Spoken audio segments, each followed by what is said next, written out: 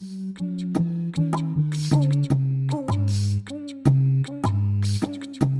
found out yesterday that in prayer, that prayer is personal.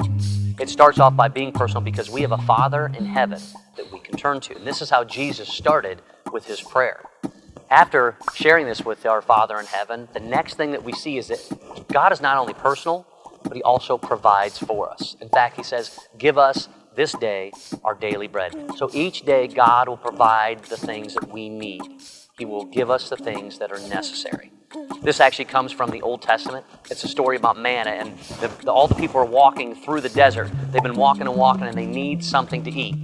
So the only place to turn to, if you're walking in the desert, is God. And so God provides the bread from heaven. And each day they're supposed to pick the bread up and have just enough for that day.